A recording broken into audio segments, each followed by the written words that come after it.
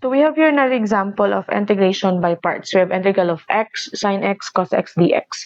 So again, you have your guide to choose your u, which is based on Liate or Lie 8.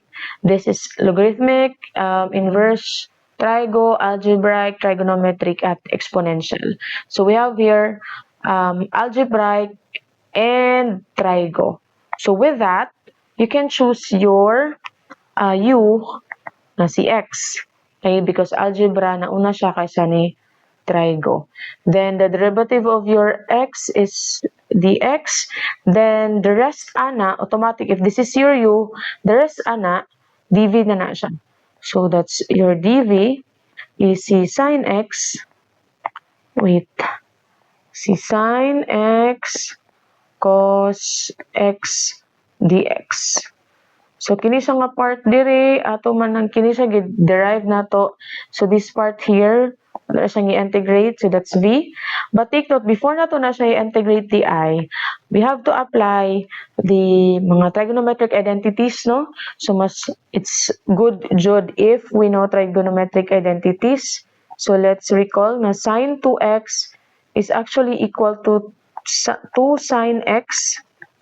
Makatabang yun yung kabalo ta og trigonometric identities.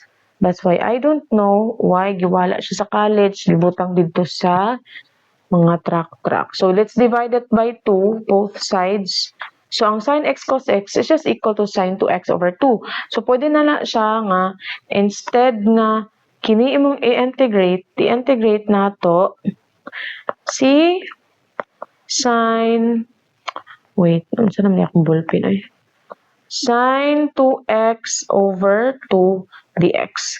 Diba? Mas dali siya i-integrate, no? So, if we will integrate that one, then mahimo ng integral of dv is v.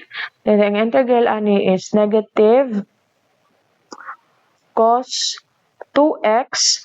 Na naman siya raised to 2 daan. So, that will now become, kasi 1/2, pwede mo na nato ipagawas. That will become over 4. Okay, kining 2 din we will set that aside.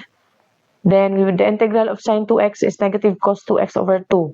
So times 1/2. So nahimo na siyang over 4. Then you have your formula. So atong formula sa atong integration by parts is u dv is equal to uv minus integral of v du. So u times v. So you have your u times v. So muna itong isulat. Your u is x. So, dinita x, tapos atong v kay negative cos 2x over 4 minus v du. So, we have here v, tapos du.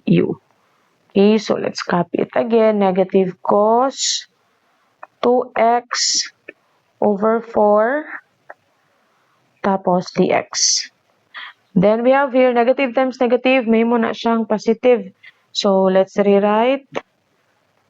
Write na po nato na siya. So, that will now become negative x cos 2x over 4 na diri dapita. And then, plus, kining 1/4. Kining 4, ato na siyang ipagawa. So, mahimo na siyang 1/4 din ha. So, mahimo ng 1/4. Then, andre, nahimo na lang cos 2x dx. So, ang integral sa cos 2x dx kay diretsyo naman na siya, no? So, let's rewrite this one again. Mahimo ng negative x cos 2x over 4 plus kining 1/4. Ang integral sa cos 2x is simply sine 2x over 2. So, that's sine, positive man na siya. 2x over 2. Okay, plus c. So, buhato ni mo i-multiply na lang din mo ang 4 times 1/4 times 1/2. So, kana siya, mahimo na din na siyang mahimo din na siyang 1 over 8. Okay, so na din kay answer. So, that's how you will integrate this example.